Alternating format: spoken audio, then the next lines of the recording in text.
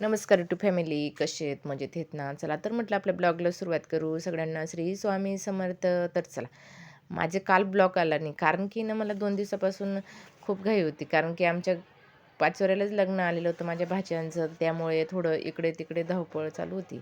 तर म्हटलं माझं काही ब्लॉग बनवणं जमलं नाही, तर आता ब्लॉगला सुरुवात केली. आता बघा, हळदीचा कार्यक्रम आहे. तर हळदीच्या कार्यक्रमासाठी आम्ही आलेलो आहे. इथं हळदीसाठी बसलेलो आहेत. आता लग्न सोहळा म्हटला की कसं असतं, दोन जीवांचं म्हणजे नवीन एकत्र आयुष्याला येणं सुरुवात होणार होती. हे दोन असते. व्यक्तींचं नवीन आयुष्याला सुरुवात, त्यालाच तर लग्न म्हणतात. तर बघा, लग्नाची खूप धावपळ असते. सगळे नातेवाईक आलेले असतात. आपल्याला जे वाटले त्यांना सगळ्यांना बोलून आपण खूप असं धडाक्यात लग्न करतो. तर बघा, आम्ही आता नंतर सगळं कार्यक्रम हळदीचा झाला, जेवणाला आलो. ह्या जेठणीबाई, त्या नणंदबाई आणि ह्या दुसऱ्या आमच्या मोठ्या जाऊबाई, छोट्या मोठ्या सगळ्या जाऊबाई उभ्या त्या. आम्ही जेवणासाठी उभे होतो. जेवणाची गर्दी चालू होती.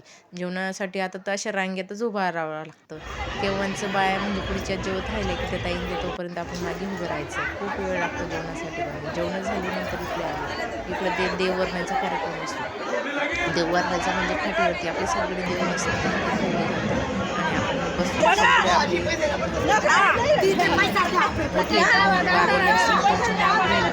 तिथं आपल्याला हे करावं लागतं, लग्नाला म्हणजे त्यांना आमंत्रण द्यावं लागतं आणि या बस सगळेजण तुम्ही लग्नाला असं म्हणून ते सगळं आपण अक्षदा टाकून त्यांचं स्वागत करतो आणि अक्षदा देऊन त्यांना बोलवतो लग्नाला. आणि मग नंतर सगळं नाचणं कुदणं झालं होतं रात्रीचं आणि देववरण्याचा कार्यक्रम होता.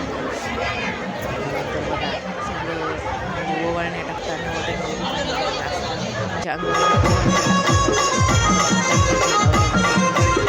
हे कसं कार्यक्रम म्हणजे जोरात चालू होतो. आणि सगळे असं आनंद घेतात. बरोबर लग्न होण्यासाठी सगळ्यात जास्त महत्त्वाचं आहे. तर मस्तपैकी जसं माझं आलं तसं माझं कार्यक्रम परत पहिला नंबर म्हणजे जेवणाचा. सगळ्यांचं व्यवस्थित लग्न जवळ आलं आता परत परत होणार नाही, चला त्याच्यासाठी हौस असते. सकाळी लवकर उठून आवरायला घेतलं. आमच्या घरी पण 2-4 म्हणजे पाहुणे आलेले होते, भाचीबाई आलेल्या होत्या. भाचीबाईंचा मुलगा बघा किती छान होता, एवढा शांत होता ना, तर खूप छान खेळत होता. नंतर आमच्या आत्या सासूबाई आलेल्या होत्या आणि भाची आणि त्यांच्या सासूबाई ते आलेल्या होत्या. ते कसं लहान बाळ असल्यामुळे गर्दीमध्ये खूप लहान बाळाचे हाल होऊन जातात, त्यासाठी ते आलेल्या होत्या. जास्तच तिथं आवाज वगैरे. मग नंतर मी सकाळी सकाळी ते फटाफट आवरून घेतलं. सगळ्यांना अंघोळीचं पाणी, चहा वगैरे झाल्यानंतर मग नाश्ता करायला घेतला, पोहे वगैरे. मग आवरून आम्हाला जायचं होतं. लग्न म्हटलं ना तर खूप प्रत्येकाला धावपळ असते. लहान येतात जातात. बघा माझ्या बाच्याबाई आणि मुलाची बघा किती छान तयारी केली, किती छान आहे ना. बाळ एवढं भारी बाळ होतं ना, खूप भारी बाळ होतं. तर माझे ते मोठे जेठ म्हणजे दादा आलेले होते घ्यायला आणि ताऊ पण जात होते आता तयारी करून त्यांच्यासोबत. ती पण बसली आणि ती गेली. नंतर आम्ही पण, तिचे पप्पा आणि मी पण लग्नासाठी जात होतो. तर बघा आता इथं लग्नाची तयारी चालू. बाकीचं झालेलं होतं लग्नाचं, आम्हाला थोडा उशीरच झालेला होता. तर सकाळचं आपलं लग्न चालू होतं ते सकाळचं. तर बघा आम्ही सगळेजण बसलेलो होतो लग्नासाठी आणि त्यांचं चालू होतं. आपण तोपर्यंत व्हिडिओ शूट करू म्हटलं, थोडं फोटो वगैरे. तर माझ्या नणंदबाई, सासूबाई, माझी जाऊबाई, आम्ही सगळे बसलेले होतो आणि नवरदेव नवरी पण एवढे छान दिसत होते ना, खूप छान दिसत होते. जोडी भारी, त्यांची भारी जोडी जमलेली होती, एवढी भारी. नवरी पण खूप छान होती. नंतर सप्तफेरीसाठी सप्तपदी असते ना, तिथं उभे होते ते. तर त्यासाठी ना, तर बघा आम्ही पण नंतर थोडं टाई वगैरे लावण्यासाठी बसलेलं होतं टाईसाठी. तर जागा म्हणजे चेअरवरती फुल झालेलं होतं, तर आम्ही मस्त खाली गाद्या टाकून घेतल्या आणि खाली मस्त आरामाने बसलो. भारी बसता येत होतं उलट खाली. आम्ही सगळेजण गप्पा गोष्टी करत होतो. लग्न म्हटलं ना तर आपली मुलगी दुसऱ्याच्या हातात देणं आणि ती जी चिमुकली आपण लहानपणापासून तिला असं सांभाळून घेतो, आपण फुलासारखं जपतो तिला, आता दुसऱ्याच्या हातात देणं आईवडिलांचं खूप म्हणजे असं काळजाचा तुकडाच असतो तो. तर त्या काळजाच्या तुकड्याला आता दुसऱ्याच्या स्वाधीन करणं किंवा मोठं त्यांना धाडस घ्यावं लागतं. तर बघा खूप छान आपण असं लाडात वागवतो आपल्या मुलींना. तर मुलगीची जात कशी असते, आपण मोठी झाली की तिला सोडून राहावं लागतं. तर बघा मस्त आलं लग्नामध्ये म्हणजे खूप छान असं डान्स करतात आमच्या भाषेताई किंवा फॅमिली मस्त असं डान्स करतात. तर खूप छान असा डान्स झाला. नंतर मग एवढा धूर उठून गेला तिथे तर खूप असं प्रदूषण झालं. नंतर ते सगळं झाल्यानंतर स्टेजवरती आले. तर बघा ताईला मस्त मस्त आपली मुलगी आपण लहानपणापासून फुलासारखी जपून तिला लहानचं मोठं करतो. परत तिला हुंडा लावायचा आणि हुंडा म्हटलं तर आता डोळ्यावरती सोन्याचे असतात.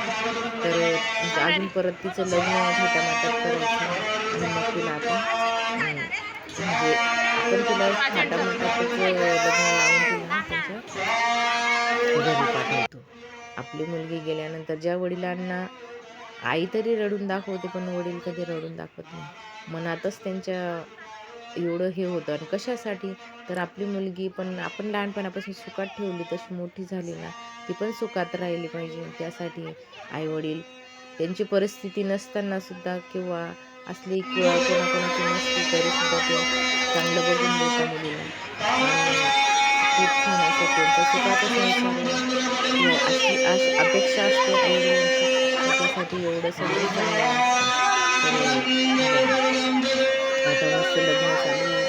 खूप छान असे मंत्र वगैरे म्हणणं चालू आहे ब्राह्मणांचं. आणि टाळी वाजवून सगळं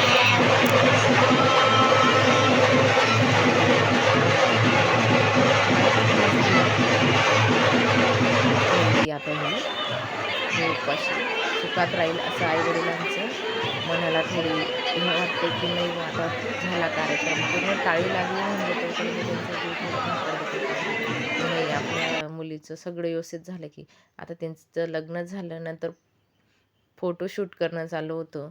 हे आमचे सगळे फॅमिली छोटे-मोठे सगळे नणंदबाई ते काही आम्ही आमची फॅमिली पण पूर्ण माझे जाऊबाई, मी, दीर सगळे आणि हे बघा आमच्या सगळ्या छोट्या-मोठ्या जाऊबाई आम्ही हे मुलं आठवण असते म्हणून त्यासाठी सगळे फोटो वगैरे काढून घेतात.